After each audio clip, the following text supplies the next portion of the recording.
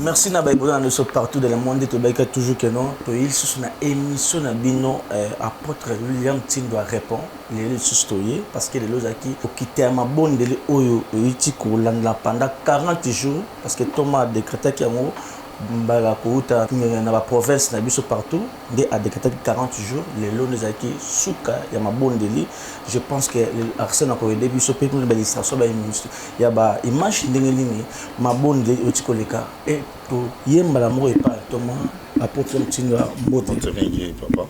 OK apôtre Mtindwa lelo zalaki souka ma bonne de ya 40 jours to moni ndengeli na atmosphère pesa qui passe ka o batu ba kenyo ba so ba yaki lamu tout ça et atmosphère les gars qui ndengeli Bon, il y a mon monde na ba image l'atmosphère comment il est qui et ça qui clôture monene auto sali marathon il y a presque 40 jours. C'était presque 6 semaines où il m'a mis autant concentration et belé. Bon mon ba délivrance comment il s'allémé.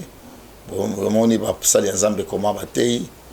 En tout cas, te remercier mingi Nzambe pour na yango.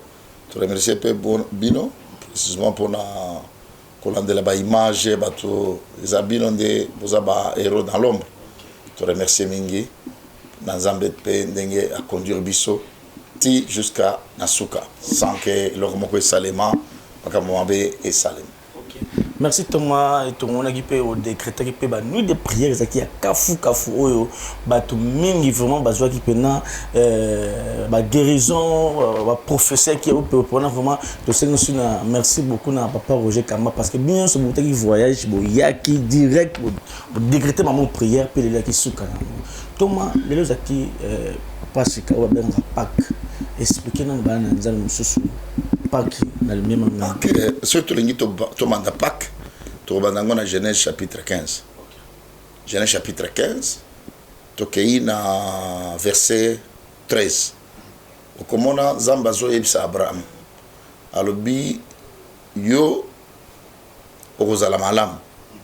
Mais bana na yo progéniture na yo ekozala na boumbu pendant 420 ans. Bako souffrir kuna, bako opprimer bango, mais après 4e génération, ndenga na ko kita sikoyo na pays wana, na ko ya ko juger pays wana. Zamba préciser te bozala pays nini et bozala wapi, non, zamba dit que après 400 ans, c'est-à-dire la 4e génération, na ko ya ko juger peuple wana, na ko punir bango. Dans Genèse chapitre 37, versets 23 à 28, événement on est bandit. C'est coup on est bandit. Bana Jacob a kéroté quand on a bango, Joseph. Bate qui est na Égypte. Zamba roti koloba, mais film roé bate comme ekobanda. Comprenez? Ça veut dire Israël a tekami na erreur ya koko na bango. Abraham. Abraham zamba senga ki ba biloko ba bilambo ba sacrifice na ba sacrifice ya salaki yango avec erreur kanda ya Nzambe ndeke ko ibsa eke peuple na yo progéniture na yo ekovandaka na bombo lelo to sali na batebele lelo na ba famille bazo vivre pe même histoire koko na bango c'était un sanguinaire bando boma bato koko na bango encentre na bango zaki motomoko ya bakisi azaki motomoko mabe lelo progéniture na ye et va dire souffrir et zo souffrir il faut qu'on compte en église à révélation qu'on compte en église et dit qu'on interpréter Bible pour découvrir les conséquences de vos vivre zamba lobi na Genèse chapitre 15 mais événement qui au salema na Genèse chapitre 37 bambula nyoso elekaki ezaki bambula ya manipulation. Il y a makambozo processus. Paf, Israël qui est en Égypte. Tant qu'il est en Égypte, ayeba kiteke, eza eloko koko na biso asala na Nzambe. Koza ba tebele le ozo souffrir na ba famille parce que na ba famille na bango bazaki na problème na Nzambe. Ba tumba église, ba tumba ba missionnaire, ba boma ba pasteur, ba sala makambo mabe, ba iba ba kiti. Ça c'est religieux. papa na bango azaki pasteur akimaki pasteur atika église makambo moko ya bonzambe toke lisusu na bakisi koko na bino ateka famille na kichef coutumier ateka famille na kichef coutumier ozomona bokei na makambo mosusu papa na bino c'était un grand voleur ayiba mbongo ya ba fonctionnaire akenda poto akima na mboko akima na mbongo ya bato a détourné mbongo à l'état akima na yango bato batikala kozala mode que modire et ça le même pays na biso moni na léopard na biso ekindaka musika te ekindaka musika te so ya comme la carte finale papa moni alors pourquoi équipe na biso qui tire en ta équipe ya Simba qui tire ba léopard mais na mona qui comme mona léopard to kindaka nango musika te il faut pas changer il faut que erreur moko esalema makambo moko boye c'est-à-dire ezali o bato balobaka ke mbongo ya bato balia c'est-à-dire il y a des événements passés où esalema biso toyebaka te eza baficele ezokende koréclame biso c'est pour ça omoni Israël s'est retrouvé na Égypte sikoyo po basali kuna 400 ans comme Dieu avait parlé. Maintenant, il fallait Moïse et les Sosoaya. C'est-à-dire, tout ça, ça commence dans la spiritualité. Après, les autres de Souka, dans la physique. C'est pour cela. Pâques, c'est la libération. C'est la libération. C'est sorti dans l'oppression. Israël, dans comme en Égypte, a ça les problèmes 4. 1. Bazala qui opprimait. 2. Bazala qui va mettre d'œuvre. Il y a des Égyptiens, Tonga, les pyramides, les profiteurs, ce n'est pas les Israéliens, les profiteurs, il y a les pyramides, les lois, ils allaient en Égypte. Vous savez, ils allaient pour la mission congolais. Ceux qui Congo, ils allaient qui moto, les lois, ils ont 62 ans ou 63 ans d'âge. Mais Congo, ils ont opprimé. Congo, richesse naïe utilisée par les autres. Nous sommes des maîtres d'œuvre. Nous sommes des maîtres d'œuvre de Batumoussous. Toujours travailler, toujours salap, toujours peiner. Mais tout le maca, il y a Batumoussous, il y a profiter, il y a besoin d'abisso. Les Libanais, les Indiens, les Javanais, les Pakistanais, dans notre pays. Notre richesse, ils ont sauté. Richesse, ils ont étranger. Mais même Israël a commis qu'on servir le peuple. Il a dit qu'on servir l'intérêt comme il a intérêt à battre Moussous. Voilà Israël, ça c'est sens économique. D'abord, sens physique, ils ont utilisé. Sens politique, ils ont écrasé. Sens économique, ils ont déjà détruit. Dans le sens spirituel, ils ont oppressé dans la magie à Égypte. Alors, Zambé a utilisé moyens spirituels dans moyens physiques. Moyen physique, c'était Israël, il fallait abîmer en Égypte. Dans ma cassinae, spirituellement, Zambé a utilisé Bango pour détruire la magie à Égypte, pour frapper la première nez, manigance spirituelle et physique. Et le mot Israël en Égypte. On détruire notre sens la première année on a ezaki le col appelé Pâques parce que tout le monde qui nzamba tindaki nani bo pangusa makila na ba mir nyonso ba Israël. C'est ça. Ça dit Israël a écobima la capacité spirituelle et physique dans le globe. Là où il y a le sang, il y a l'esprit. Pourquoi Nzambe babima ki na manduki te? Bamimi n'a pouvoir en Zambé. C'est pour cela libération d'Israël est comme image monnaie et comme religieux. Tu me dis que le Bélango a sens religieux. Bamousou bazwa ba indépendance la bandenga la bango. Mais Israël a joué indépendance en Zambé yemoko. Zamba kiti yemoko. Atinderi bango prophète Moïse a qui de libérer bango. Biso tozali ki na Lumumba. O bazaki ba déclarer il y a indépendance. Mais indépendance la bango va déclarer que na lelo mwana na bango va déclarer que Congo Congolais azana 62 ans azana maïté azana courante azana na minerai azo profiter na yangote azali na ba intellectuel misala ezate à la mauvaise université, toutes ces choses-là, ils allaient à Israël, ils allaient à Congo. C'est-à-dire Congolais, ils ont un problème. Mais Israël, tant qu'on a en Égypte, après 400 ans, à se retrouver les lots, Israël est allé parmi les grandes puissances du monde. L'agriculture. Vous voyez, l'agriculture. L'armée. Savant. Mais pourquoi c'est parce qu'Israël Azalaki échantillon Yanzambe. C'est pour ça que Moïse, Israël, vous étiez les esclaves dans l'Égypte. Moi-même, je suis descendu là-bas pour vous faire délivrer. Vous voyez? C'est ça, Pâques.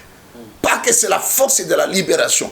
Il faut qu'on bime en sens économique, spirituel, moral, matériel, dans sens nyoso. Il faut, c'est ça, Pâques, c'est la libération. Pâques, c'est un passage. Pâques, c'est sortir de l'oppression. Voilà Pâques. Comprendre. Ah, défi aussi ça. Est-ce qu'ils appellent le défi RDC relevé sur le défi par rapport à la Congo, par rapport au pays à 62 ans, il est là sans courant, sans maille, on t'a collé bon à kuna ajwa. Ouais, mon toit de, ce que mon toit ça qui c'est 62 ans. Atikali na bambola combien pour akufa? Atikali na 4 ans. 4 ans. Atikali na 4 ans parce que les 70 ans c'est les robistes. Hein? Ça dit Congo, il faut tout relever des défis. Parce qu'il y a ceux qui ne qui ça âge et existence na. Hein? Ça dit surtout ça moi na oya zali na 62 ans avant azaka ipana bango azozanga ndako azozanga moyen moi na azali futi abokufa. Mais même au Congo, on a agi 3 ans, il y a indépendance na biso. Indépendance, c'est-à-dire il n'y a pas que la biso paix. Il n'y a pas que la biso. Parce que l'indépendance, il y a des sangs. Donc, il y a des martyrs de l'indépendance. Des animaux qui ça. Et ce n'est pas ma capo, bima, pour vous la sauver. Pour bima la oppression, ma cambo et les caca. Mais pourquoi biso, na lelo, tous continuer à kukufa. Tous continuer à kukufa na lelo. Tous la kakambo kanabiso na lelo. Richesse, makambo belé, et aussi maté. Il faut tous recourir à Zambé à délivrer Israël, à délivrer Bishop et l'oppression au monde. C'est parmi aussi les relèvements de défis. Ce sont des défis à relever dans le sens économique. Économie n'a pas par terre. Économie n'a pas par terre. Vie sociale n'a pas par terre. Capacité pédagogique, il y a un bon carabiso, ils à par terre. Totalement même capacité, il y a développement, infrastructure, et ça par terre. Tout ce recourir à tant à Pâques, Zambaya délivrer biso, donc là qui nous délivrer Israël, parce qu'Israël a bimi na délivrance ensemble. Biso pe Zamba bimisa biso dans oppression, il y a forme où ils allaient ko yoko la biso. Merci beaucoup Thomas Nzamende tu peux sur le numéro mais et là comme sommes toi parce que il y a pas cas mais toujours un message me suis ba ndeko ba pasteur mususu na ndenge ya ko lobela mningane pasteur exact te côté au conflit zo le régner na kati ya corps du Christ ya pasteur koyoka nizaka gate pa Moïse Mbiye o ya Mbappé Michael Mbaye mais koyoka na kati na bango le exact vous êtes ambassadeur universel de la paix nini ko sa bango na kati wana bon gars na ko chikolo par exemple motolokola Moïse Mbiye c'est notre enfant. Moïse Mbiye pour moi Moïse Mbiye na lingaka mingi parce que c'est l'image du père. Hein? C'est l'image du père. Moi na wana taba batoki au traité na rigueur nyonso. Mais il faut pas ébaquer, c'est un enfant qui vient de l'héritier ministère ya papa avec jeunesse, avec toute jeunesse, avec une expérience mon côté il y a gestion. Hein? Bimi Moyembi a commis pasteur. Pasteur, il y a une grande communauté comme où papa investira bamboula dans des années. Et pour passer, de gérer quelque chose de grand, il faut être d'abord affermi, il faut avoir la sagesse, il faut avoir l'intelligence. Pour moi, il ne fallait pas critiquer beaucoup Mbiye. D'ailleurs, il faut l'enseigner. Il faut l'enseigner parce qu'il a prouvé qu'il est capable de faire quelque chose. hein, de faire quelque chose parce qu'il a tenu. Hein, son père avant sa mort, et à l'écart qu'il y a une église, alors c'est ça Bethel. C'est ça Bethel, ça dit cet enfant, il a transformé, il a contribué. Il a contribué de ce que papa il avait laissé. Lui, il a fait plus que ça. Hein? Malgré le combat et la communauté, mais il avait fait ce qui est mieux. Mais ce qui est aussi mature, ils allaient encadrement. Hein? Encadrement. Dans le chaque fois, l'église, on condamne mon côté, on contribue à un conseil. Il faut conseiller quelqu'un pour mieux le condamner. Hein?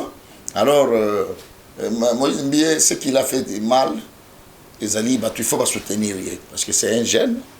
Il y a des canachères, tanga, ça c'était trop bas. Il y a un niveau à la maturité, c'est un garçon qui chante très bien. Il a gardé l'église, il prêche bien. Pour moi, parce qu'il est devenu déjà père. C'est un père. C'est lui qui est le représentant de Papa Mbia. Okay. Ah, c'est lui. Il faut que nous d'abord droite na gauche na yo. Otali bato lingo ça na bango course, ça na bango combat. Baza banane auprès de toi. Baza la responsabilité ni. Lui il assume la responsabilité. Ah, c'est un garçon à applaudir, il a enterré son père. Il a supporté son père en plein combat. Pour moi, en tant que pasteur, il ne faut pas avoir de rigueur beaucoup. Il faut qu'on conseille, qu'on contribue. Qu'est-ce que tu as fait, c'est mal. Parce que dans le Congo, bazali o balobaka na chiluba bichikila tuboy yeso pamato to lokota des Congolais au lieu de quoi de soutenir, de conseiller, mais il faut aller parler des choses qui ezali mabe. C'est ça. Il y a mis balé nous les pasteurs congolais tortu ko banda le kate ko endormi c'est koloba na ba télévision. C'est trop bas. C'est un manque d'encadrement. Avoir beaucoup de charges, beaucoup de responsabilités, mais toi tu es irresponsable. Tu vas tomber comme ça. Alors, pour moi, il faut totika, makambo bisomoko to solo là. Bisomoko to lo bayango, manque ya ba père spirituel, manque ya ba encadré spirituel. Tu vois, après la mort, il y a Aïdi Nabal. Aïdi Nabal, c'est l'Idaosa du Congo. Aïdi Nabal, c'est Idaosa du Congo. Même Idaosa, Aïdi Nabal, c'était son grand frère. Même dans les normes spirituelles, même dans les normes des miracles. Idaosa a Koufa. Mais Alexandre, Aïdi Nabal, le jour à Koufa, miracle, ça l'est mis. Bato c'est quoi dans l'hôpital? C'est parce que c'est un envoyé de Dieu. Après sa mort, il n'y avait pas l'encadrement. Avec Otika Bana, Bakutino, Sonika Futa, Mutombo Kalombo, c'est ces branches, ces racines. Mais vieux Oyo, comment qu'il a tenté à quoi? Parce que Bango Mobé va venir au Linganate. Va venir au Linganate, comme ça, il va bousculage. Parce que bousculage, voilà, et qui répercute Bana. Dieu la génération il y a Bango, il y a Bana au Bango Baboti. Et comme il peut y avoir un conflit, voilà. C'est un grand pasteur.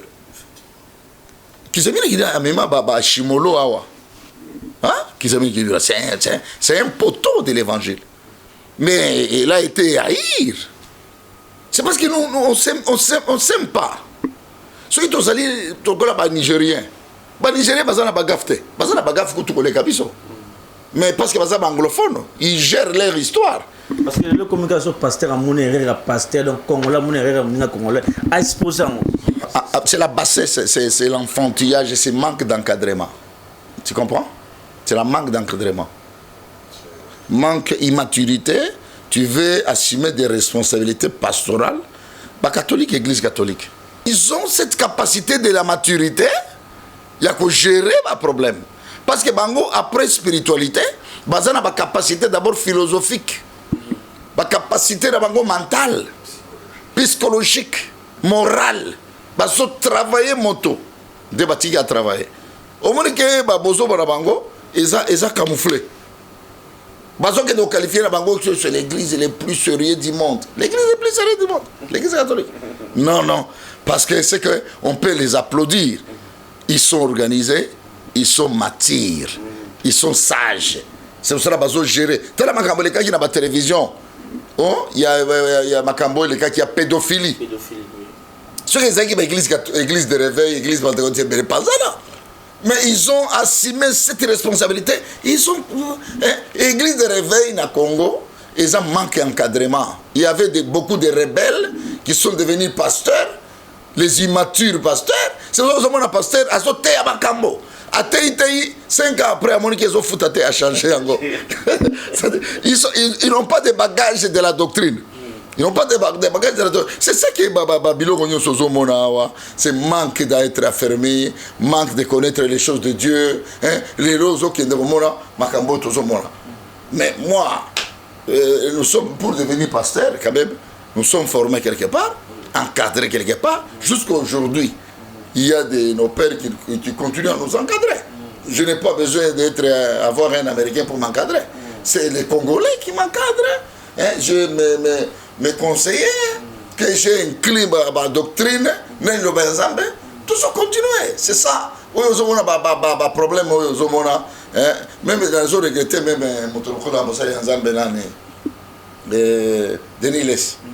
Denis Les, c'est un Denis c'est un serviteur de Dieu qui a fait beaucoup de choses. À part comment tu comme ma aventure bango bandiko sala abandiko brandir yango au moins qu'ils ont effacé même makabonyo so oya salaki. Il n'est pas cette courage de passer à la télé et parler de ce qu'il est tenté de dire. C'est la honte. C'est la honte. Tout ça c'est manque d'encadrement. Manque d'encadrement. C'est ce que je voulais terminer par là. Dans Makambotali amour, il va passer le bazar en amour. Est-ce qu'il y a aussi moyen de se rattraper, de se réconcilier? Madame Belé ici, là, Congolais peut azonga peine le même. Il y a moyen, il y a moyen. Il y a moyen de se rattraper. Toujours c'est un président de l'église de réveil, pasteur Dodo Kamba. Le col, c'est lui qui est devenu machiniste. Il y a l'église de réveil qui fait tout maintenant. Qui fait tout pour se rattraper. Parce que nos pères, nos vieux, ils n'ont pas arrivé, il y a une stabilité. Mais il y a moyen, il y a qu'à relever équivoque, il y a qu'à relever défi et mettre l'église de réveil en place. Il y a mis l'État. L'État, il y a des partenaires, il y a l'église. Ce qui l'État, azotika bavir. Parce que moi, pour avoir les documents, il y a en tant que représentant où il y a notre communauté, c'est le ministère de la Justice qui m'a donné. Alors lui qui m'a donné, j'ai un casier judiciaire, j'ai un statut. Yo vision na izandangani, vision na ngai za boye. OK. Tu étudier ba juriste ba étudier, oui, mérité qu'on peut ça yo document, pas pesiga personnalité civile. Mais ce qui est l'État, azotika pasteur azosala mankiona. Atali na statut na est-ce que mankiona ezali na statut. Oya autorisé à encadrer les bateaux.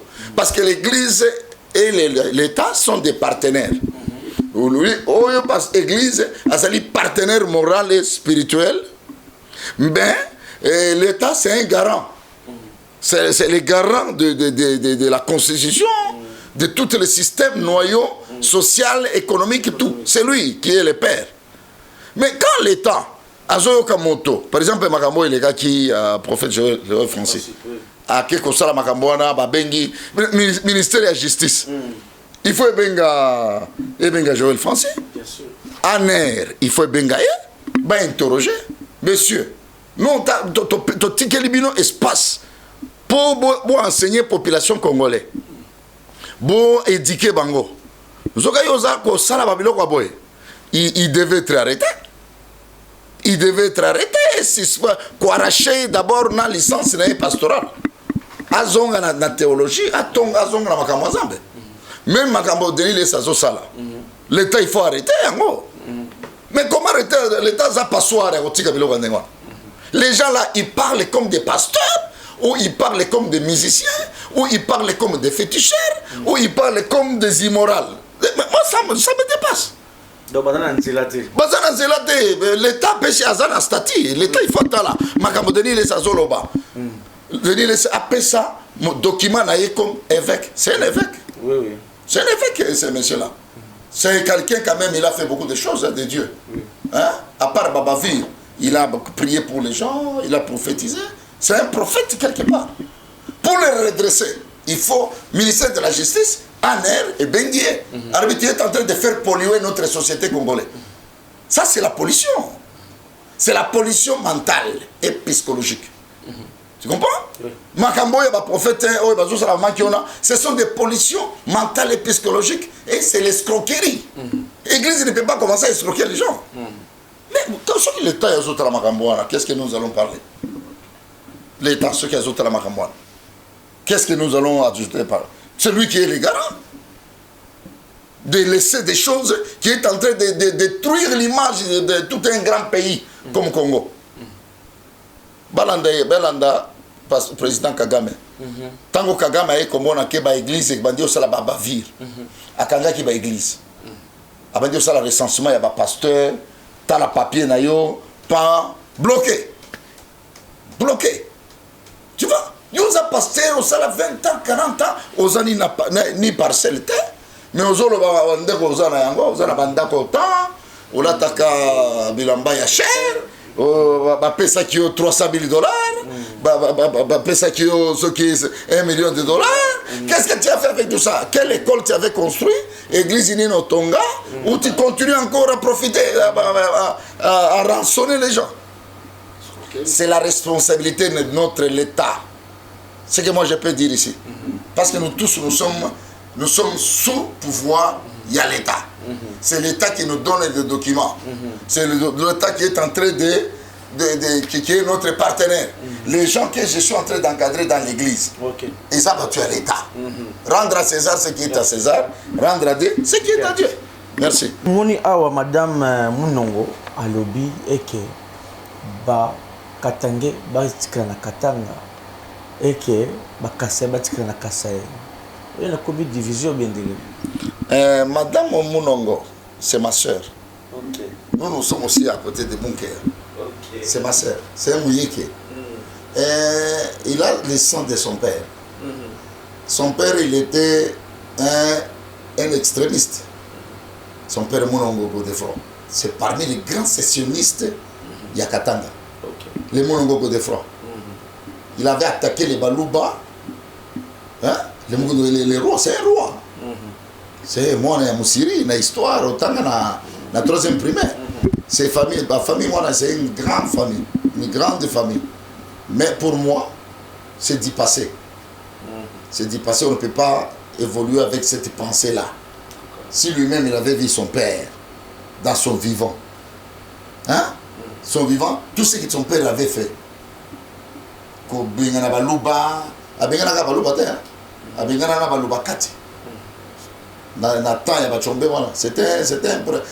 était ministre de l'Intérieur. Son père, c'est une famille outitaire de Nia. C'est sa famille Moulin de Bakassi. Oui, oui. Alors, ce que papa, son père avait fait, le résultat c'était quoi? Et c'est que Kyungwa Kumwanza, il avait fait chasser les Balouba. Qu'est-ce qu'il a récolté?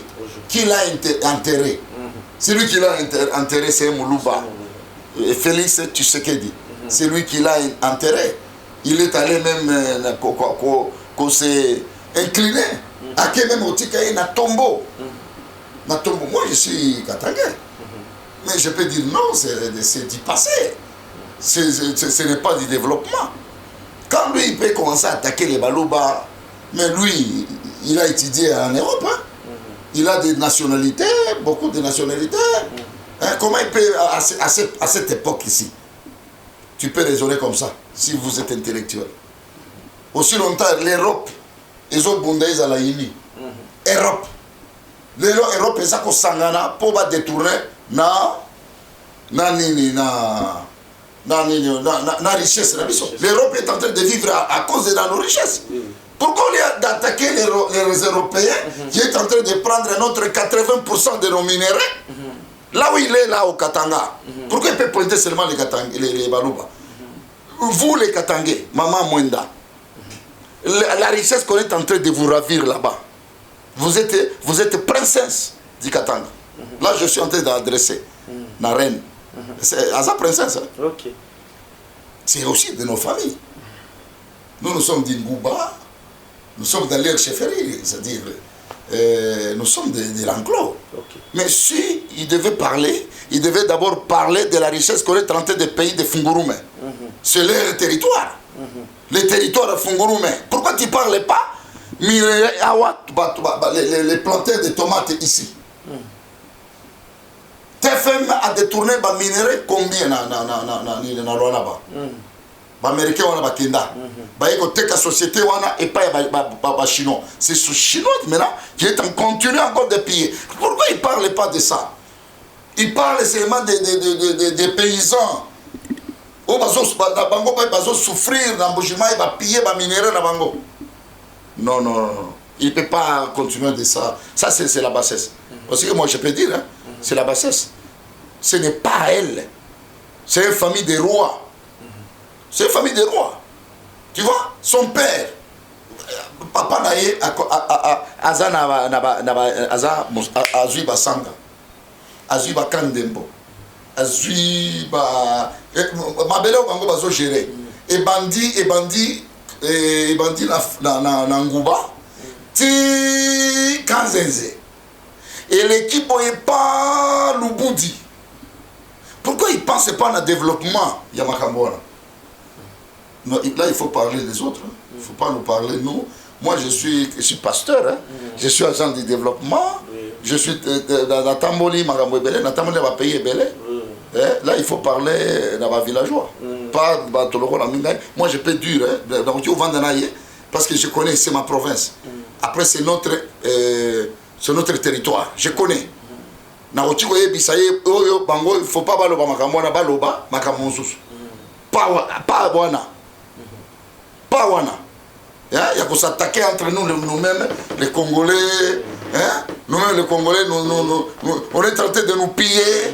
On parle de ça.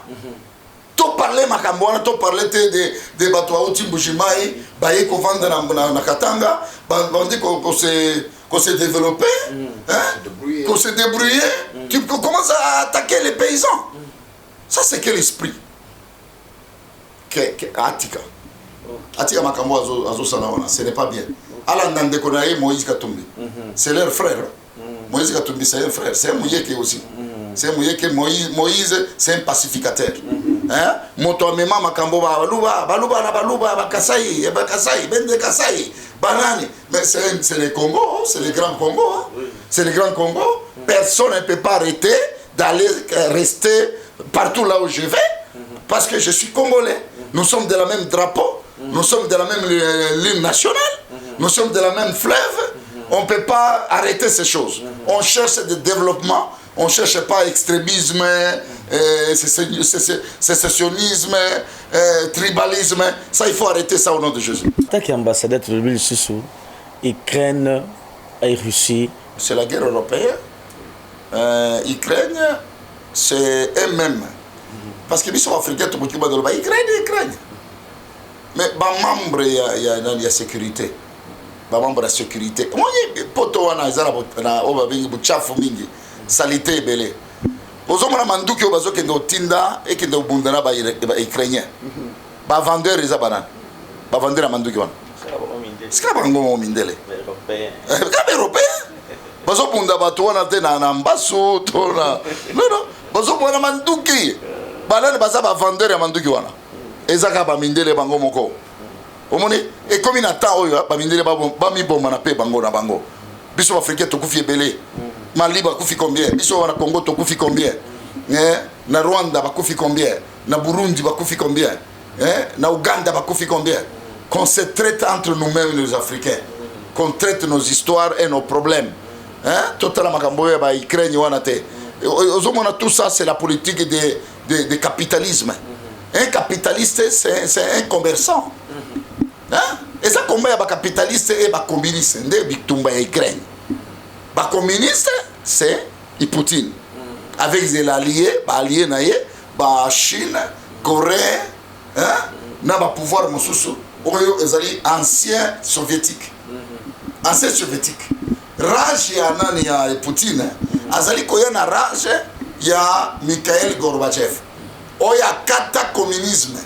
Apanza communisme pour la règne du capitalisme. Oui, non, moi je suis pasteur, je connais. Vous êtes un politicien ou comment? Je connais la politique. Vous avez un temps, papa. Moi, je ne suis pas un pasteur, je suis un pasteur bien formé. Ok. Et ça combat, il y a des Américains, des capitalistes. Bango peut les kissi américains, des capitalistes. Si nous sommes en train de souffrir, c'est le capitalisme. Makambo, tous les capitalisme des commerçants. Tu vois? Le temps est arrivé maintenant que les communistes, temps est coquille. Parce que les communistes, ce sont des socialistes. Parce que les socialistes, deux hommes les chinois, ce sont des socialistes. Les chinois. Mais biso le capitalisme va faire traîner biso makasi. Va faire traîner biso la philosophie na bango par les baliers na bango ba belge. Ba awa c'était des capitalistes. Baba batie ba CIA et belé awa pour combattre le communisme. Même papa Kabila, il était marxiste, c'était un communiste. Mais au Taliban tout le monde ba Sassou. Sassou les lorsque bazo kokaye ko renverser. C'est marxiste, c'est un type terrible. Au Taliban ba Eduardo Santos. Tous les pays qui étaient un peu marxistes, ça très éveillé. Mais les pays qui étaient entrés dans le capitalisme, Boma Bango, tel Mobutu. Mobutu va utiliser comme si le capitalisme, va utiliser Savimbi. Savimbi va utiliser le capitalisme, les capitalistes ne sont pas sérieux. Ils ne sont pas sérieux. C'est pour cela, Zambé, dans la Bible, ils ont montré les serpents de 7 têtes. Okay. Les dragons de 7 têtes. Et les 7 têtes-là, c'est les 7 puissances mondiales. Et première puissance mondiale, c'était l'Égypte. Et deuxième puissance mondiale, c'était Babylone. Et troisième puissance mondiale, c'était Assyrie. Et quatrième puissance mondiale, c'était Grèce, grec. Alexandre le Grand. La cinquième puissance mondiale, c'est la Rome. De Rome. Sixième puissance mondiale, c'est l'Europe, c'est-à-dire l'Union européenne. Voilà. Et la sixième puissance, le capitalisme. Comment on dit? Des sixième puissance mondiale. Et septième puissance mondiale, c'est le communisme. C'est ça, les Poutine. Poutine, il va sortir. C'est biblique. Il va sortir. Amérique, on a dit qu'il va frapper. Parce que c'est la prophétie. C'est la prophétie. Dans la prophétie, il y a Daniel à Lobayango. Tout ce qui est de la troisième guerre mondiale. Première guerre mondiale, deuxième guerre mondiale et troisième guerre mondiale. Tout ce qui est de la troisième guerre mondiale, Kalamingite. Mais selon la prophétie, Mobutu a prophétisé. Alors, il gâchette les Congo. Vous voyez, troisième guerre mondiale, Bitombo et Ukraine et aussi là. Mais tant que vous avez richesse à Congo, on a toujours que des la troisième guerre mondiale. Parce que gâchette la troisième guerre mondiale, et ça Congo, avec toute la plénitude de la richesse qu'il a. Merci à Thomas Nzambe, merci à Binos partout dans le monde, merci à Lucadi, merci à Arsène Walassi, merci à notre papa Roger Kamara, sacerdoce, merci à tout le monde.